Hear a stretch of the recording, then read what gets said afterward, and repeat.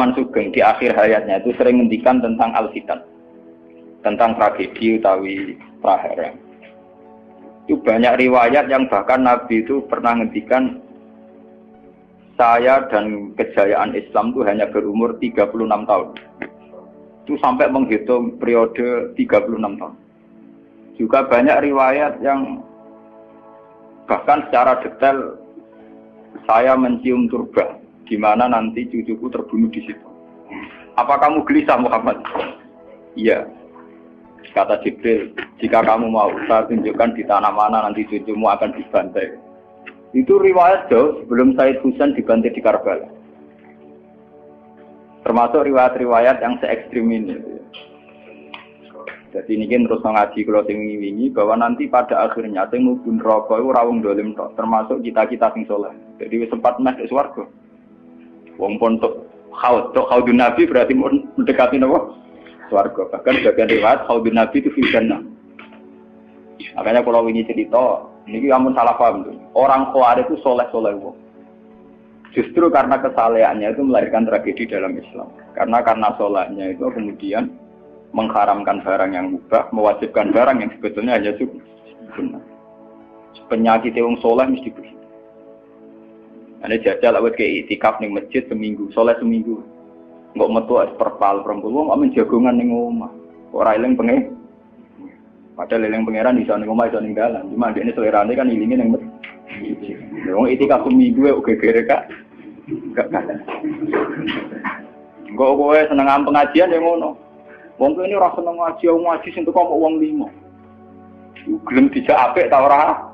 Padahal ning omah ngurmat anake ya apik. Paham ya? Neng pasar dagang rumah anak putu ya. Cuma APM kan kiai dari pelepak-pelepok di masjid.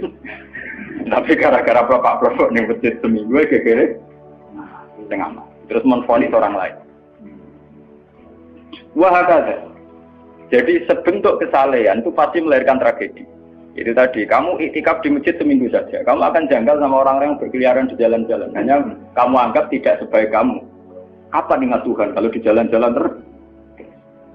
Kamu nyai di satu daerah yang ngaji 10, 20. Nanti kamu kecewa. Orang sini gak seneng ngaji, gak seneng kebenaran, gak seneng kebaikan. Padahal orang yang di rumah mungkin merawat anaknya juga ibadah. Gitu guys. Merawat keluarganya juga ibadah.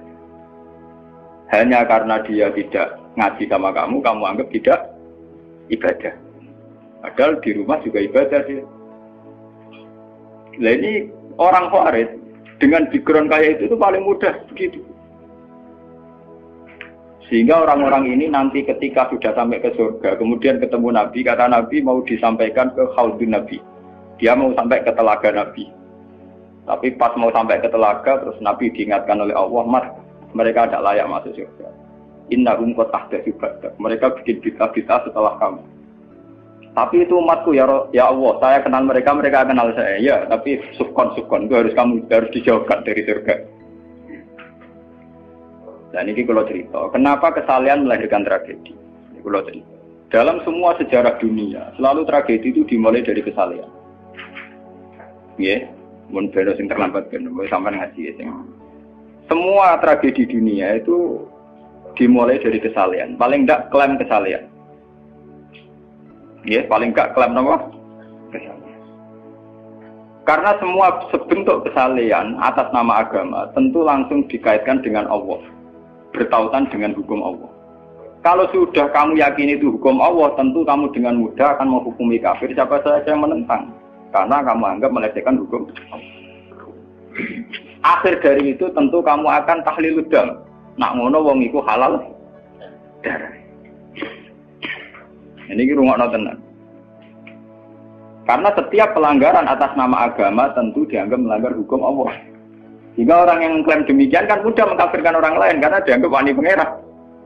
Paham ya? Nah, kalau sudah menvonis orang lain berani Tuhan, tentu darahnya dihalalkan. Kayak kasus kaum Khawarij. Sebetulnya saat Ali Muawiyah itu melakukan konflik atau terjadi konflik, saling bunuh, saling perang, kelompoknya Ali Muawiyah saling serang, itu kan tragedi duniawi biasa. Dalam hidup pasti ada gejolak, ada demonstrasi, ya, ada perebutan kekuasaan. Sebetulnya itu kan fenomena sosial biasa. Misalnya kiai drengki-drengkinan. Masa kiai drengkinan mbek bakul bakso kan gak. Bakul bakso drengki-drengkinane mbek bakul. Orang malah mbek bakul es rukun. Ndak bisa kamu logika panas musuhe adem, bakul bakso jejer bakul es rukun. Mergo bar mangan bakso tuku. Tapi bakul es padha ademe tukaran. Mergo saingan, iku nunjukno nek saingan sak jenis. Mulane kaya aku rada aman. Mergo sing nyaingi aku kudu alime sekali beraku aman. Paling wong saingi ade aku adir wis lho, Pak. Padha kelas-kelas ringan kan musuhe ge kelas. Ora nek nak ngalim ulisan kaliber. Dadi rapati de musuh. Asline ngalime kaliber terus fasilitas biasa. Wong rapati nyucu, wong rapati hormati, wong ape drengki apaan? Wong kula yo mak turu temangsang ning kos drengkeni apa? Mun kula elmoni ya, dadi wong rapati drengki mun kula elmoni. Dadi ngalime kaliber fasilitas biasa. Wah aman. Kok kayak gitu. Aman, itu istihad. Jadi untuk menjaga keamanan. Ngalime ra kaliber ning dadi wong nyucup wong dobar, mesti wong mencep. Alim sepi kok wong dobar wis gegere gak karuan. Niku termasuk strategi ngadepi napa prahara. Artinya sakit di elmoni sebenarnya secara ijtihad itu bisa napa? Bisa ten. Lalu kula biasa mama-mama teng kula mriko ngumbal we anak kula. Enggak, nggih biasa ana mobil direm kes mung ke bareng kula. Kak, lagi ben kes. Kula betul mobil, nah ono omah muter pirang-pirang. Nah itu memang gitu ya, karena kita trauma dengan sejarah. Ketika Khawarij meyakini Ali melahirkan sulmatan fiddin, melahirkan pencitraan agama. Salmatan fiddin, sulmatan fiddin itu pencitraan agama. Muawiyah juga dituduh demikian, salmatan fiddin. Akhirnya orang Khawarij lewat kelompoknya itu ada sekelompok orang yang ditugasi membunuh Ali, ditugasi membunuh Muawiyah, dan ditugasi membunuh Amr bin As di Mesir. Semua tokoh-tokoh besar Islam itu melahirkan tragedi Islam, harus dibunuh semua. Itu yang keputusan gitu tuh lewat kesalehan. Mereka orang-orang soleh, orang-orang khusyuk, senang iktikaf, senang zikir. Dia punya keputusan sing lahirno tragedi dalam Islam.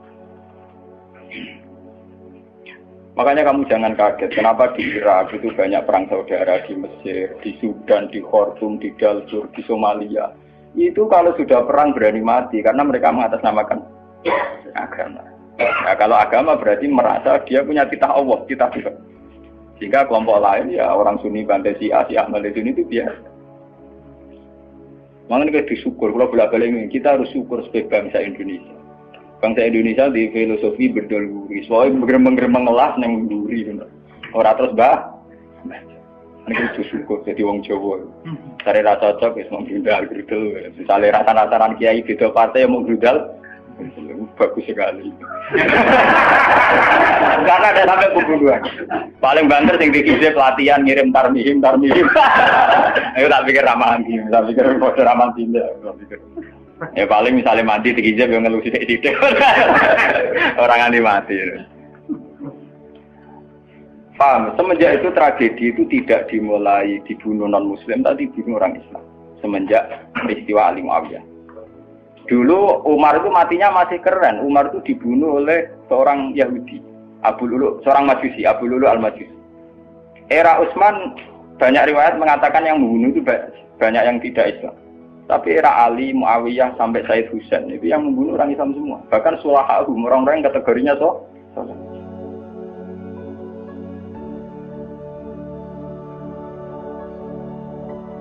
wong soleh macam payah. Baik Madin gue kenal aku ngukumi wong murtad itu biasa. Karena daftar kemurtatan dalam kitab-kitab salaf itu terlalu banyak.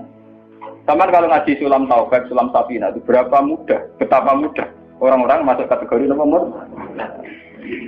Mungkin teng pondok kula rata rego ajaran. Gua ada sing kiai tanglet kula, Gus yo mboten mlebokno ajaran ing pondok jenengan. Lagi bantah aku apa takok.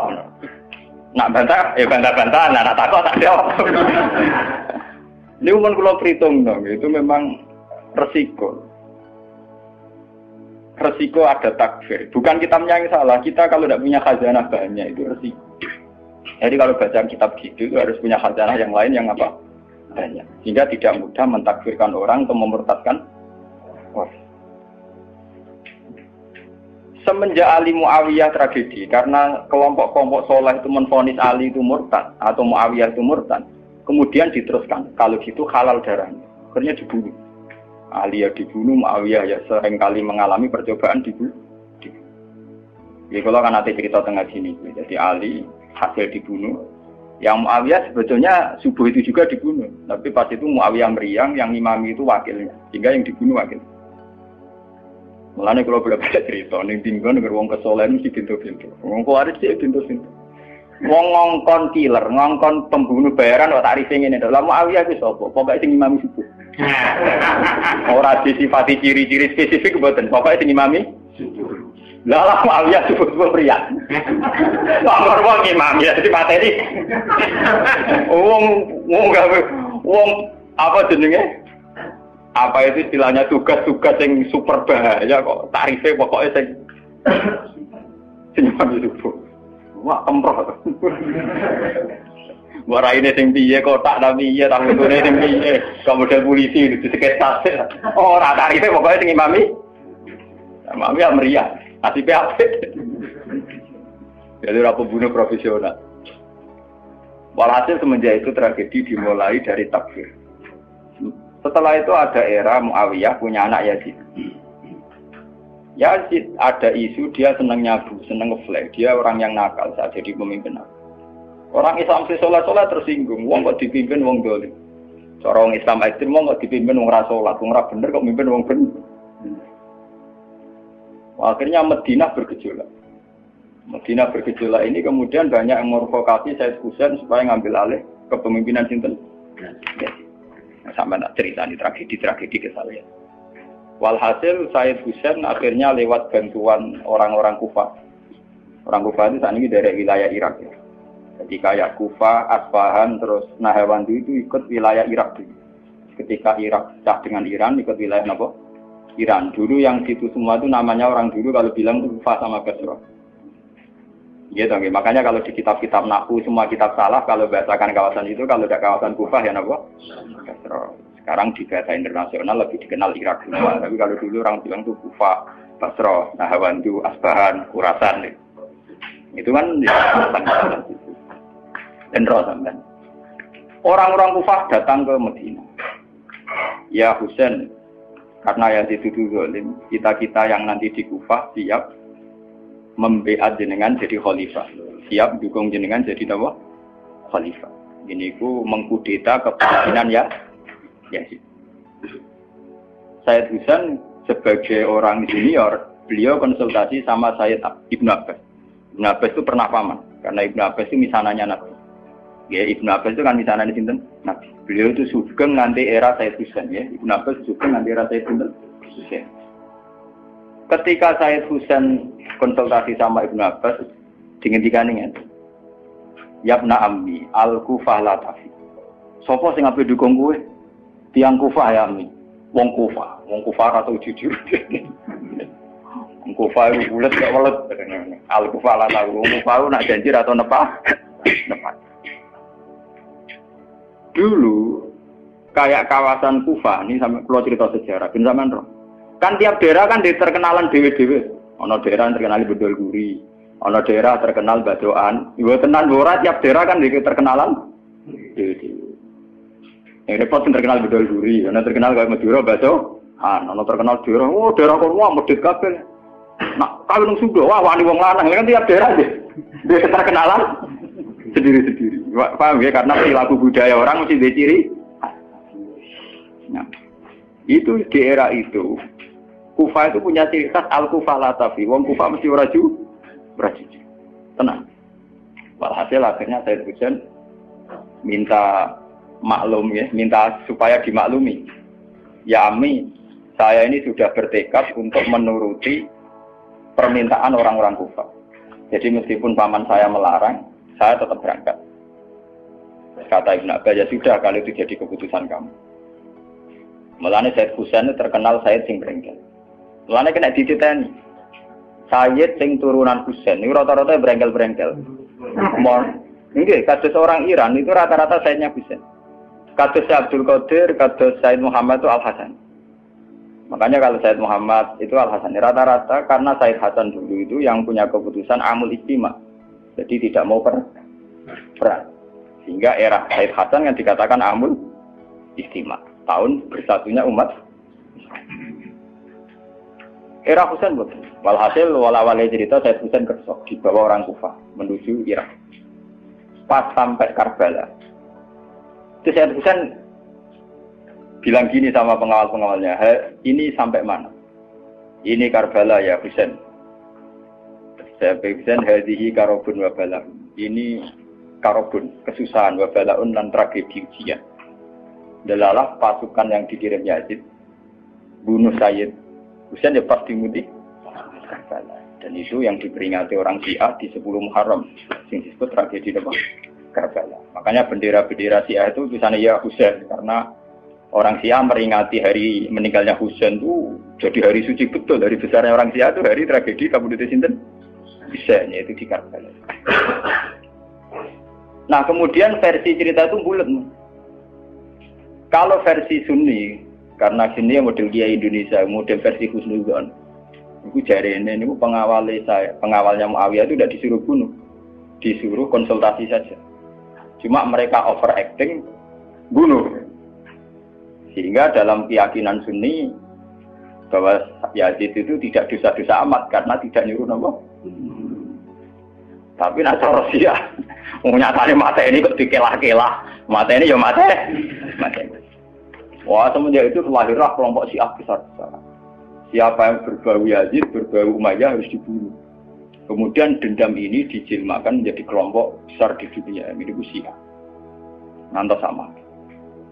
Sebenarnya Syiah itu nak muji-muji kaya-kaya agama itu dimulai Husain. Yes. Wes ngono Husain delalah bin Ali. Di Nabi Muhammad, idola sentrale Ali. Terus yang dianggap kesatria prajurit napa? Husain. Sehingga agama versi Syiah itu ya 3 itu.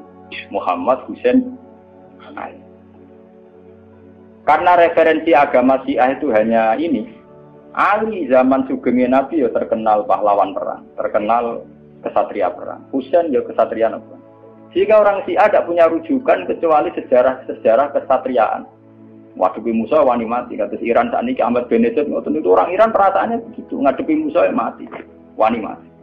Beda perasaannya ahli sunnah, karena ahli sunnah idola no sahabat sing kuno ya idola, yang ora jelas ya napa? Idola. Wah, kira sahabat macam-macam. Misalnya madung idola no sahabat topo sing nak ono perang mirip. Terus Mustafa idola no topo sing ora jelas, penting itikaf. Itu kelebihannya Sunni karena ngakui semua sahabat jika perilakunya variasinya banyak. Lho tenan niku boten kuyon niku. Karena variasi idolanya napa? Banyak. Jika orang Sunni bentuke beda-beda. Mungkin tidak kebetulan. Mungkin tidak kemudian sing ngene. Oh pengamat itu ngamati salat ngono paling pusing. Kok ana sing standar. Salate Muhammadiyah, PKS, Salafim di standar. Carane wong ngono pusing. Dia ini terkenal alim. Allahu Akbar. Ana sing watwah Allahu Akbar. Allah.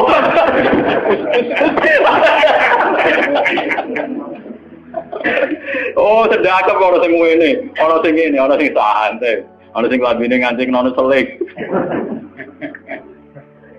Karena orang Sunni terlalu banyak tokoh idola, karena keyakinan Sunni semua sahabat itu layak diikuti. Iku mbok barokah laknat kowe keyakinane wong Sunni iku semua sahabat layak napa? Sahabat macam-macam, akhirnya wong Sunni macam-macam. Itu beda dengan Syiah. Sentral sejarahnya di Husain. Husain sebagai martel perang atau kesatria perang. Ali terkenal Al-Qarrar, orang yang reputasinya juga tentang nama. Jika dalam terminologi Syiah itu tidak ada istilah bihikmati wal mau'izatil hasanah, sing sabar ngadepi Musa sing santun ora mahal tuh, Jawa niku mboten mahal. Paham ya? Sampeyan ngerti kenapa sih acara berpikir demi nek Sunni mboten. Mau kiai iku dhisik ning daerah Abangan. Mujite sik letong ora malas. Malah dungo. Wah cerita seputar rawani tok. Seputar sabar, seputar kawan. Jarang kok Kiai Sundi wani jotosan. Jadi sejarah. Dengan sabar.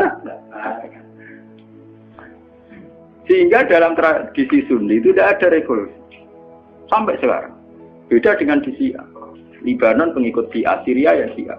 Iran juga Syiah. Meskipun Syiah sendiri punya variasi, kayak Syiah Imamiyah, Syiah Ismailiyah, Zaidiyah, dan sebagainya. Tapi trennya sama, tetap menjadikan Said Husain sebagai sentral. Emang langsung TV kan nonton benderanya Syiah tulisannya apa? Ya apa? Ya Husain. Nah sampai idola kan buatan Husain. Idola Hasan. Said Hasan itu rasa seneng perang. Tapi semua ya kok. Jadi ya Pak Kiai Jawa perang barang. Gerwapan titik, nopo poli. Ya, jadi sejarah berulang. Ya apa-apa. Jadi perang repot. Mau yang mirip perang. Cerita. Buat akhirnya setelah era Yazid, kemudian ada dinasti-dinasti. Kemudian era Yazid karena bin Muawiyah disebut dinasti Umayyah. Orang-orang penggemar Husain karena Husain itu mendiriati Rasul melahirkan dinasti. Jadi disebut dinasti Fatimiyah. Sebenarnya dinasti Fatimiyah itu bukan dinasti turunan Husain, karena saking cintanya ke Husain mengatasnamakan dinasti apa? Fatimiyah. Ada perang. Hasil wala-wali zaman nanti dinasti Fatimiyah itu kuasa. Ketika kuasa sempat bikin Al-Azhar. Jadi Al-Azhar dulu itu barokahnya dinasti Fatimiyah. Al-Azhar itu dari kata Fatimah Zahra. Af'al tafdilnya Zahra itu Al-Azhar. Kayak Hasna. Kalau mau anak kan Hasna. Kalau bahasa Arab untuk af'al tafdil Al-Ahsan. Jadi kalau Zahra berarti menjadi Azhar. Itu karena bahasa saja kayak Hasna mu'annas. Kalau Ahsan untuk af'al tafdilnya. Jadi kalau Zahra jadi apa? Azhar. Jadi dari kata Fatimah Zahra. Ya sudah begitu. Artinya semenjak tragedi Ali Muawiyah itu kemudian orang Islam itu sudah perang terus sama Islam terus. Ya, dinasti Umayyah, digusur Abbasiyah, Fatimiyah terus begitu. Sampai terakhir di Seljuk kayak zaman era Bauddin Leng, Timur Leng dan sebagainya. Kemudian agak bersatu saat terjadi perang salib, yaitu disatukan oleh kepentingan melawan Pangeran Philip dari Prancis dulu saat menyerang Baitul Maqdis. Itu ada perang salib satu yang dipimpin Salahuddin Alaihi. Itu mendingan karena ada musuh. Nanti kadang musuh itu dibutuhkan oleh dari Sayyidina Imam Syafi'i ngendikan musuh yang berpikir lebih apik di bang konco. Kok konco pun arah musuh tukaran musuh dhewe, kancane dhewe. Mana sajane partai-partai Islam kudu dhewe musuh bersama. Malah sebagai partai-partai dhewe Islam kah? Islam kah? Jadi mesti. Kalau di Indonesia dijajah Belanda ya sepakat. Pokoknya sementing Londo diusir. Beda agama, beda partai musuh Belanda. Jadi rana Belanda, rana Jepang ya usir-usiran. Itu sejarah. Mulai dulu trennya sejarah begitu. Nah, semenjak itu sudah disebut fitnah. Kalau sudah fitnah itu la tusibanal ladzina dzalamu minkum. Yang kena tidak yang salah saja, yang soleh juga kan kena. Kalau fitnah itu sudah kena, sudah jatuh, pasti yang kena semua. Yang soleh juga ikut. Akhirnya orang-orang soleh itu banyak yang meninggal.